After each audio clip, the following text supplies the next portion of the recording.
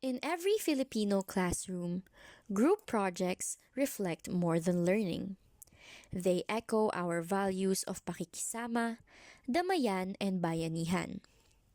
But what happens when a student struggles not with academics but with emotions? This is the story of Miguel, a 14-year-old navigating a common classroom task with an uncommon neurological challenge. Miguel is a grade 9 student at the University of Santo Tomas. He loves to draw, has a sharp sense of humor, and can lead a team when he wants to. But Miguel also has oppositional defiant disorder, or ODD, a neurological condition that affects emotional control, social behavior, and reaction to authority. So class, para sa PETA number 3 natin, ay gagawa kayo ng isang poster and a short skit about sa topic natin today na bayanihan. So group yourselves into 4 guys. So kayo nyo na yan. May mga tanong ba kayo? Uy, Miguel! Sama ka sa akin! Oh, ayun guys, sa performances natin, may mga ideas na ba kayo? Ako actually nag-post na ako kanina ng gusto na mangyari.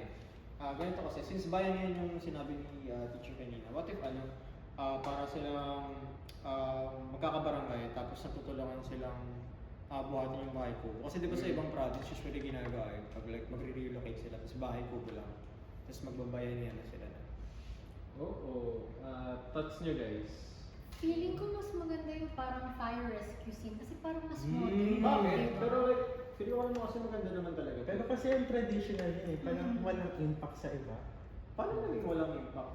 Parang mas marami makaka-relate. Oo. Sila mo kasi Fire fire din, di ba? Talaga yung, paano makita yung talaga sa syempre, kulay. kasama kasi ng bayanihan yung pagiging parang makabayan, di ba? Asan yung pagiging makabayan sa fire rescue? Ay, tinutulungan mo yung kabayan mo sa fire rescue. Hindi ba mas evident sa bayanihan yun? Pero kasi if magpo-poster, hindi dapat straightforward yung makikita. Dapat may something Creative element na hinahanap. So yun yung gusto nyo, yung fire rescue scene? Oo. Yes, kasi ang plain talaga, promise nila. Oo. Sure na kayo doon? Yes. Parang baka kayain na tayo ng ibang mga grupo. Yun talaga yung masulat namin eh, yung fire rescue. Pero may justification na nga kasi ako. Tignan nyo lang kasi. Pero kasi ang plain nga, promise. Paano nga kasi naging plain yan? Kung magaling lang yun sa akin eh. Kasi like, if iisipin mo, baka maisipin yun ng ibang group. Guys, calm down lang. Maisip nila yung ganyung justification? Ay, performances na to ha.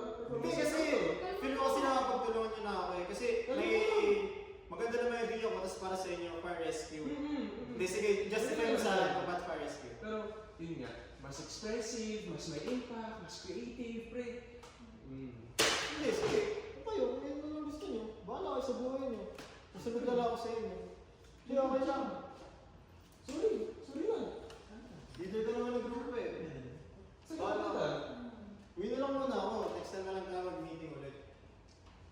Sige. Sunod na lang ako sa inyo. Pero, ay, bayan, palagi na lang. Alam mo, bilang ka lang, ano yung ganito? Chester, ang galing ng poem mo ha. Diba? Oh, parang ganyan, gayahin natin yan. Oh my God, nasunog na ata. Nasunog na ata. Ayan eh, usok na to. Ay, Yung sa'yo ba? Ano ba yung sa'yo? sorry, work in progress lang yan. Uy, Pre, ka nang tutulak. parang, guys, parang, pre, ano yung, Araw ba yan? yun ang drawing mo dyan? Parang mundo. Yung idea natin kanina, yung bahay ko mo. Ha? Ay, idea natin? Hindi na Hindi mo lang ata. yun na... Oo. Hindi na sunod. Akala ko ba ano? Ito na lang gagawin kasi nga may justification naman. Pero kasi diba sabi Oo. mo noon nung kahapon na okay ka na dito. Itutuloy natin. Ang bakit nyo nang gawa nyo eh? Grabe ka naman. Simulan na ako. Salita. Saan naman to? Sorry, trying my best lang. Ha? Tinan nyo, ano? Sunog ba yung mga yan? Parang hindi naman kasi. Kaya nga ito pinipilit nila na justification kasi pwede natin dito magsimula. Ganyan ka naman eh. Kasi sa ganyan namin gusto mo. mo. Bakit ba? Pero kasi ang plain mo talaga. Plain? Ito, plain? Oo, yellow. Brown. Sige, tayo. Check nyo naman yan eh.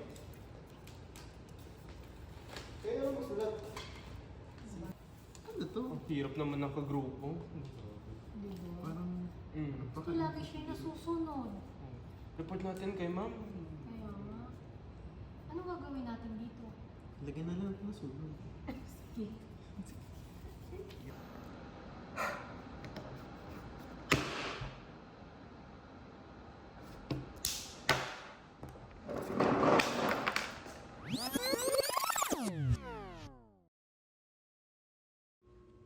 What looks like an overreaction is actually a neurological response.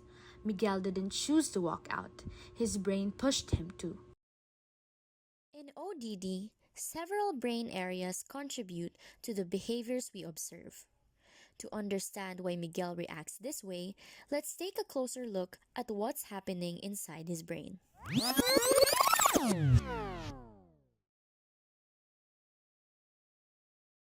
The amygdala helps process emotional threats. In Miguel's brain, it's hyperactive, interpreting even mild disagreement as a personal attack. The prefrontal cortex helps control impulses and decision making. But in Miguel's case, the underactivity in the ventrolateral and dorsolateral PFC means that he is struggling with inhibiting reactive behaviors, organizing thoughts during conflict, and remembering multi step directions during tasks.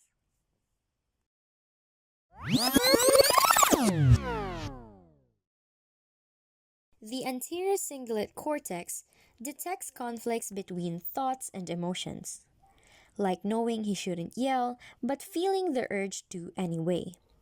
This conflict monitoring is weak, so emotions often win. The orbitofrontal cortex links emotions to consequences. In Miguel, this pathway is underdeveloped, making it hard for him to foresee that leaving the group might hurt his relationships. The ventromedial prefrontal cortex, on the other hand, helps with social decision making and empathy. When this area is impaired, Miguel may appear inconsiderate even when that's not his intent. He simply struggles to process others' emotional perspectives. The insula is the brain's internal mirror. It helps us feel our emotions and detect bodily signals. Miguel has low interoceptive awareness, so we often can't identify when he's starting to escalate emotionally. Proceeding, we have the basal ganglia. Normally, this supports routine behavior and inhibition. But in ODD, dysregulation here contributes to impulsive speech, difficulty shifting attention, and emotional rigidity. Finally, the hippocampus helps link present experiences with past lessons. When emotions run high, Miguel struggles to recall how similar situations ended, so each conflict feels new and unsolvable. All of these regions work together, or fail to, during emotionally charged moments. For Miguel, his neurological wiring makes ordinary group tasks overwhelming, triggering defiance or withdrawal as coping strategies. Ma? Miguel anak, sabi ng teacher mo ikaw daw yung umalis sa group. Anong nangyari, nak? Ayoko na sa kanila, ma. Palagi namang ganun. Hindi nila pinapakinggan yung ideas ko. Bahala sila sa buhay nila.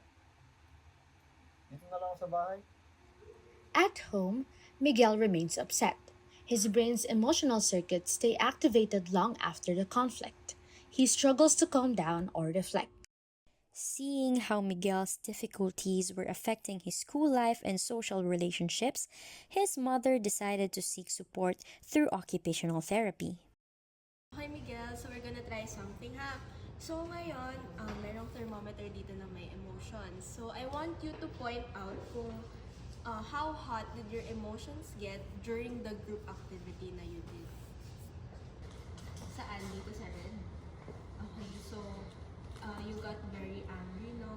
So ngayon, I would want to teach you some methods or some techniques to calm you down kapag nagkakaroon ka ng big emotions like this. Is that okay? Miguel's progress didn't happen overnight. His occupational therapy journey focused on building awareness of emotional triggers and practicing responses in a safe and structured space. Together with his OT, Miguel learned to identify the signs of frustration: clenched fists, rapid speech, a tight chest. He explored what these signals meant and practiced alternative responses through role play, visual aids, and structured group simulations. He was introduced to strategies like the emotion thermometer to help gauge intensity and structured task roles to ease decision making. These tools helped Miguel feel more in control not only of the group project but of himself. This process reflects how neuroscience informed OT doesn't just manage behaviors. It supports meaningful participation by strengthening the brain's ability to regulate, adapt, and connect. So ayun Miguel, sorry ulit sa nangyari last time na nagkagalitan tayo. Okay lang guys, sorry din kasi di ko sinasabi sa inyo pero may anger management issues kasi ako. Pero okay naman na nakapag-terms naman. Pero pasensya na sa nasabi ko tsaka kung paano ako. Ayun, thank you pre. Pero siguro paano na kaya yung mangyayari sa poster natin yung siya bukas? Bukas. Ito lang. Kayo ba? May idea ba? Wala. Ako yung flag, para mapakita yung pagkamakabayan natin. Kayo ba? Feeling ko puno since parang sinisimbolize yung resilience ng Philippines. Tama. Pwede kaya rin siguro yung pagbibigay sa mga namamalimos para makita talaga yung pagkabayan. Pagsama-sama natin yung idea natin na ayun, may pagka-traditional dun sa bahay kubo tapos may pagka-modern din sa mga binigay na ideas. Tama. Ganda Para naman. hindi wala tayong nalileft out na detail. Sorry. Ang ganda. So yun na lang. So, start na ba? Start na tayo. Para Sige, good idea. Thanks. With guidance from his occupational therapist, Miguel re-enters the group activity not just with a task but with tools. He carries new strategies for regulating his emotions, like his pause, breathe, speak card and role assignment techniques that help reduce stress in group settings. This time, instead of shutting down or storming off, Miguel pauses when he feels tension rising. He breathes deeply and chooses to speak calmly, offering a suggestion instead of reacting defensively. At first, his group mates are unsure, but when Miguel listens and contributes respectfully, they begin to see change. Slowly, trust rebuilds.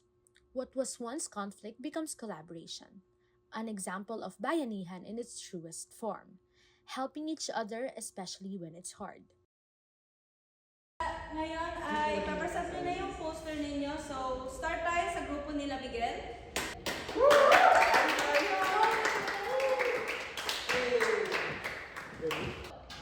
So, good afternoon po, classmates. The group project comes to life, not just through colored papers and markers, but through cooperation, compromise, and compassion. Miguel, once isolated by misunderstanding, now takes his place in the group's final presentation. He speaks with quiet pride, knowing he contributed meaningfully, and his classmates, they have grown too, learning that behavior is not always about attitude, but sometimes about ability and support. In a Filipino classroom where collective spirit is at the heart of learning, Miguel's story reminds us that behind every behavior is a brain trying to cope. What may look like defiance is often a struggle to communicate, to belong, and to be understood.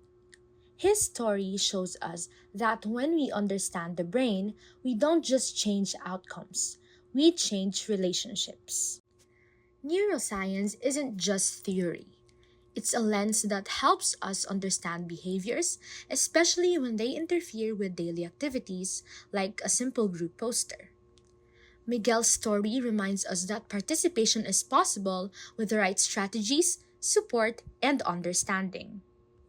As future occupational therapists, we see the power of early intervention, empathy, and evidence based strategies.